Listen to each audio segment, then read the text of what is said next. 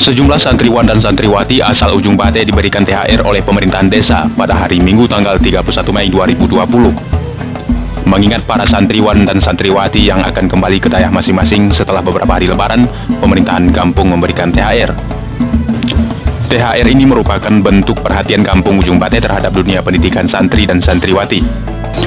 Jumlah THR yang diberikan tidaklah sama. Hal ini sesuai dengan jarak yang ditempuh mereka, baik menuju Dayak Biren, Aceh Besar, Bakongan, dan lain-lainnya.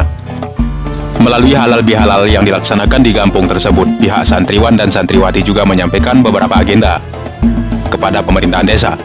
Salah satunya harapan mereka terhadap perkembangan kampung Ujung Bate untuk masa yang akan datang.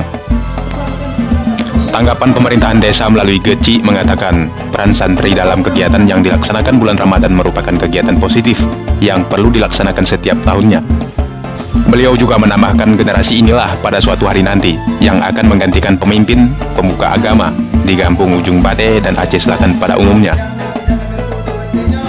Mengingat harapan para santri terhadap beasiswa yang dapat dianggarkan melalui dana desa, Geci Sepul menyampaikan, hal ini akan tetap diusahakan.